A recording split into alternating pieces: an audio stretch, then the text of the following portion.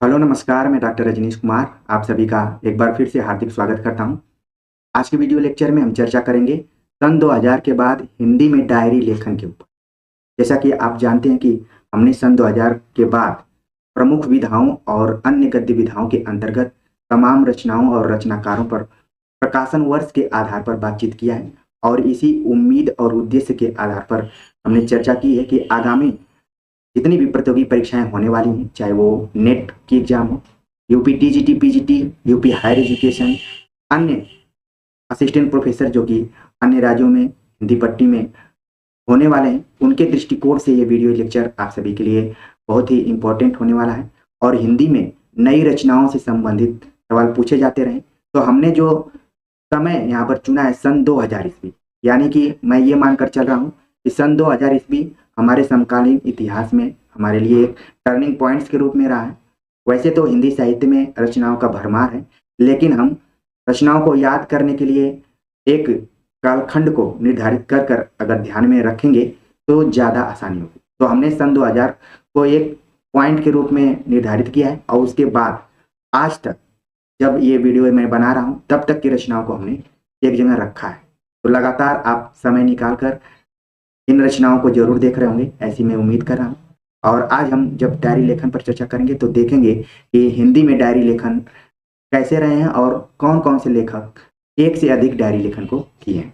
तो चलते हम देखते हैं। यहाँ पर आप देख रहे हैं कि सन 2000 में विशन टंडन ने मलयज की डायरी नाम से डायरी लेखन किया और मलयज की डायरी नाम से नामवर सिंह ने भी एक डायरी लेखन किया है जिसका कि संपादन उन्होंने किया है।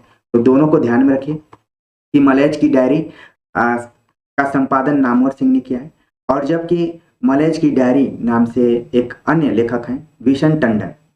ठीक है, तो विकल्प में दोनों का नाम एक साथ नहीं रहेगा। अगर संपादन के दृष्टिकोण से देखा जाए तो मलयज की डायरी का संपादन नामवर सिंह ने किया है और अगर साहित्य मौलिक के रूप में देखा जाए तो सन 2000 ईस्वी में विशन टंडन ने किया था।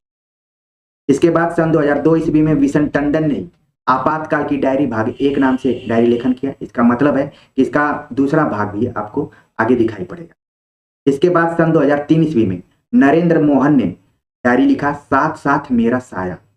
देख रहे हैं कि ये शीर्षक थोड़ा सा यूनिक और हटकर है, तो इसको बिल्कुल ध्यान में रखिए।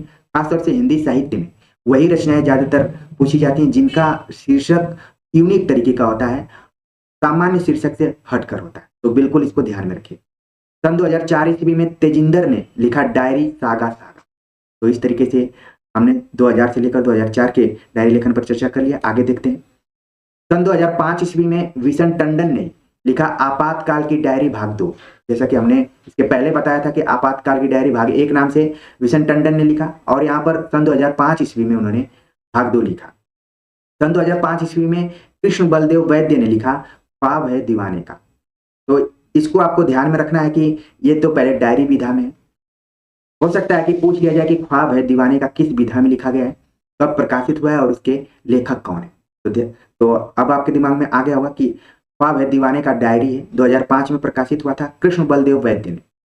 इसके बाद सन 2006 ईस्वी में डॉक्टर विवेकी राय ने लिखा मनमोध मास्टर की डायरी। बहुत ही इंपॉर्टेंट ये रचना है, परीक्षाओं में एक से अधिक बार पूछी जा चुकी है। मनबोध मास्टर की डायरी सन 2006 में डॉक्टर विवेकी राय ने लिखा था। सन 2007 ईस्वी में लीलाधर मंडलोई ने लिखा राम अहर रंग में। बहुत ही इंपॉर्टेंट ये भी रचना है, थोड़ी सी यूनिक आपको दिख रही है, बिल्कुल ध्यान में रखिए। आगे बात करते हैं कि लीलाधर मंडलोई ने सन 2008 ईस्वी में लिखा दाना पानी नाम से। इसके पहले भी आपने देखा लीलाधर मंडलोई ने एक डायरी लेखन किया था और आगे चलकर दूसरा यहाँ पर उनका डायरी लेखन है सन 2008 ईस्वी में दाना पानी। खाना पानी आपने सुना हुआ है, यहाँ पर दाना पानी दोनों जो शब्द हैं एक दूसरे से मिलते जुलते हैं, एक दूसरे से जुड़े हुए शब्द हैं दाना पानी। तो बिल्कुल ध्यान में रखिए, लीलाधर मंडलोई ने लिखा है। सन 2008 ईस्वी में साधना अग्रवाल ने बेतरतीब तिथियों में कहीं मैं फिर मिलूं। साधना अग्रवाल ने 2008 में लिखा। डायरी लेखन में जो लेखक होता है अपने जीवन में पर डे घटित घटनाओं को एक जगह तिथिवार कलेक्ट करता है और उसी को यहाँ पर साधना अग्रवाल ने लिखा बेतरतीब तिथियों में कहीं मैं फिर मिलूं। 2008 ईस्वी में रामदरस मिश्र ने डायरी लेखन किया आते जाते दिन। रामदरस मिश्र की डायरी लेखन की एक खास विशेषता है कि वो जब शीर्षक का चुनाव करते हैं तो शब्द एक दूसरे के अंतर विरोधी, परस्पर विरोधी, उल्टे आपको प्रतीत होंगे। अभी मेरी बात और समझ में आ जाएगी जब और रामदरस मिश्र की हम डायरी लेखन पर चर्चा करेंगे। फिर भी ध्यान में रखिए कि आते जाते दिन नाम से रामदरस मिश्र ने सन 2008 ईस्वी में डायरी लेखन किया। इसके बाद सन 2009 ईस्वी में विजेंद्र ने लिखा कवि की अंतर यात्रा। तो यहाँ पर शीर्षक को ध्यान में रखिए। हो सकता है कि आपको लगे कि ये यात्रा वृत्त है, लेकिन जैसा कि आप देख रहे हैं कि ये डायरी विधा में लिखी गई रचना है, कवि की अंतर यात्रा। तो यात्रा शब्द को देखकर आपको कंफ्यूज नहीं होना है, ये क्या है। डायरी लेखन में हो सकता है कि पूछ लिया जाए कि कवि की अंतर यात्रा किस विधा में लिखी गई। तो ध्यान में रखिए कि सन 2009 में विजेंद्र ने कवि की अंतर यात्रा डायरी विधा में लिखी। इसके बाद जो रचना है सन 2009 में रमेश चंद्र शाह ने लिखा अकेला मेला। ये डायरी विधा में लिखी गई रचना है और यूपी हायर एजुकेशन के सिलेबस में इसको रखा गया है। अकेला मेला का प्रकाशन सन 2009 ईस्वी में रमेश चंद्र शाह ने किया। तो ऐसी रचनाओं पर हम बाद में आगे से विस्तार से चर्चा करेंगे आवश्यकता अनुसार, लेकिन मेरी यहाँ पर कोशिश ये है कि सन 2000 ईस्वी के बाद क्रमवार प्रकाशन की दृष्टिकोण से हम उन तमाम रचनाओं को देख लें और समझ लें जो कि परीक्षाओं के दृष्टिकोण से बहुत ही इंपॉर्टेंट है। आगे बात करें तो सन 2010 ईस्वी में नरेंद्र मोहन ने डायरी लिखा जिसका नाम है साये से अलग। सन 2010 ईस्वी में रामदरस मिश्र ने लिखा आसपास। जैसा कि मैंने आपको पहले ही बता दिया कि रामदरस मिश्र के जो शीर्षक चुनाव है, टॉपिक का जो सिलेक्शन है, वो शब्दों को आप देखिए। इसके पीछे था आते जाते दिन, यहाँ पर है आसपास। ठीक है, तो उम्मीद है कि धीरे धीरे आप समझ रहे होंगे। इस तरीके से प्रतिस्पर्धी विरोधी टाइप के शब्दों को एक जगह कलेक्ट करके अगर शीर्षक बनाया जाए और डायरी लेखन हो तो वो रामदरस मिश्र की रचना हो सकती है। सन 2011 ईस्वी में रमेश चंद्र शाह ने इसी खिड़की से नाम से एक डायरी लेखन किया। तो आप देख रहे हैं कि रामदरस मिश्र और रमेश चंद्र शाह लगातार डायरी विधा में काम किया है।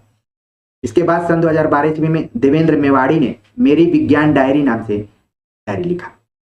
तो इसमें डायरी शब्द पहले से ही लगा हुआ है, तो आपको ज्यादा ध्यान नहीं रखना है, बस मेरी विज्ञान डायरी नाम से देवेंद्र मेवाड़ी का नाम रखना है याद। और सन 2012 ईस्वी में, सन 2013 ईस्वी में एक बार फिर से आप रमेश चंद्र शाह का नाम यहाँ पर देख रहे हैं, उन्होंने लिखा आज और अभी। 2013 में रमेश चंद्र शाह है।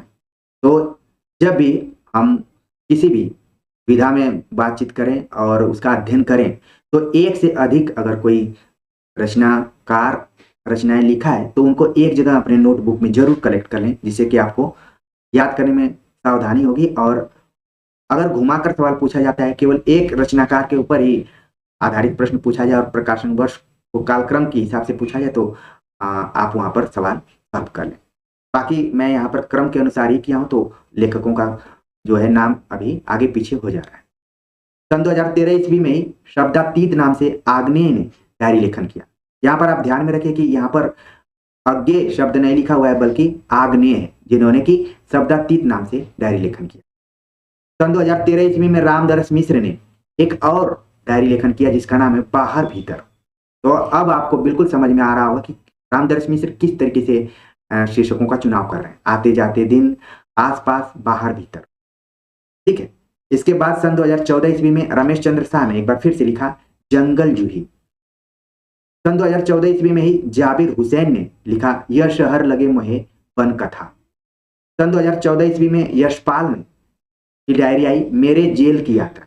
बहुत ही इंपॉर्टेंट ये रचना है और कई बार परीक्षाओं में पूछी जा चुकी है कि मेरे जेल डायरी नाम से इसकी रचना है, यशपाल की है। सन 2014 में इसका प्रकाशन हुआ।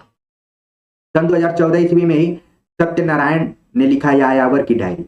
जब ये यायावर शब्द का हम कहीं शब्द देखते हैं तो हमारे दिमाग में दो लेखकों का नाम तुरंत आ जाता है, जिसमें राहुल साकृत्यायन और अज्ञेय का नाम आपके दिमाग में आ रहा होगा। जैसा कि राहुल साकृत्यायन के बारे में आप जानते हैं कि अथातो मकड़ा प्रवृत्ति के नाम से थे, उन्होंने यात्रा साहित्य में बहुत काम किया। तो लगता है कि यायावर की डायरी उन्हीं की हो सकती है, या फिर अज्ञेय ने लिखा अरे यायावर याद रहेगा। तो इन दोनों की ये डायरी नहीं है बल्कि सत्यनारायण की ये डायरी 2014 में इसका प्रकाशन हुआ। आगे बात करें तो लीला धर्मंडलोई ने सन 2015 ईस्वी में एक डायरी लिखा राजेंद्र यादव रचनावली का खंड 11 और 12, यानी कि राजेंद्र रचनावली कई खंडों में है, उसका जो 11वां और 12वां खंड है वो डायरी विधा पर आधारित है और जिसके लेखक हैं लीला धर्मंडलोई। सन 2015 ईस्वी में ही लीला धर्मंडलोई ने एक और डायरी लिखा जिसका नाम है दिनन दिनन के फेर। ये भी कई बार परीक्षाओं में पूछी जा चुकी है, बिल्कुल इसको ध्यान में रखिए कि लीलाधर मंडलोई ने सन 2015 ईस्वी में लिखा दिनन दिनन के फेर। सन 2016 ईस्वी में लिखा देवेंद्र सिंह ने सहरसा में डायरी। सहरसा जो कि बिहार का एक जिला है और वहां से सन 2016 ईस्वी में देवेंद्र सिंह ने डायरी लिखा। सन 2016 ईस्वी में ही ओम नागर ने लिखा नीम के चीर से, नीम के चीरे से नाम से ओम नागर ने सन 2016 में डायरी लिखा। इसके बाद सन 2016 ईस्वी में द्रोणवीर कोहली ने डायरी लिखा मनाली में गंगा उर्फ रोज नामचा।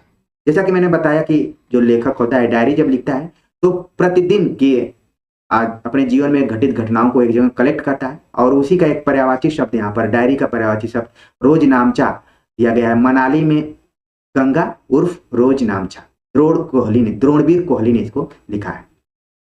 आगे चर्चा करें तो सन 2017 ईस्वी में गरिमा श्रीवास्तव ने लिखा देह ही देश। ये काफी इंपॉर्टेंट रचना है और गरिमा श्रीवास्तव जो कि जेएनयू में प्रोफेसर के तौर पर कार्यरत हैं और इनकी जो डायरी है देह ही देश एक दो बार परीक्षाओं में पूछी जा चुकी है, तो आगामी परीक्षा के दृष्टिकोण से इंपॉर्टेंट रचना। सन 2017 ईस्वी में कृष्णा अग्निहोत्री ने एक डायरी लिखा जिसका नाम है अफसाने अपने कहानी अपनी। कृष्णा अग्निहोत्री का नाम आपने कहानी लेखन में और उपन्यास लेखन में सुना होगा और यहाँ पर आप देख रहे हैं कि उन्होंने एक डायरी लिखा जिसका नाम है अफसाने अपनी कहानी अपनी। ठीक है, अफसाने अपने कहानी अपनी, कृष्णा अग्निहोत्री की रचना। सन 2017 ईस्वी में रामदर्श मिश्र, एक बार आप दोबारा आप देख रहे हैं रामदर्श मिश्र का नाम यहाँ विश्वास जिंदा है नाम से उन्होंने डायरी लेखन किया। तो रामदर्श मिश्र के डायरी लेखन को आप अपने नोटबुक में एक किनारे पर जरूर नोट कर लीजिए जिससे कि पता चल जाए कि उन्होंने कुल कितनी डायरी लिखी है। सन 2018 ईस्वी में विश्वनाथ प्रसाद तिवारी ने लिखा दिन रैन नाम से डायरी। सन 2018 ईस्वी में कृष्ण बलदेव वैद्य ने लिखा अब क्या चीज है हवा क्या है। कृष्ण बलदेव वैद्य ने सन 2018 में लिखा। सन 2018 ईस्वी में पुष्पिता अवस्थी ने लिखा नीदरलैंड।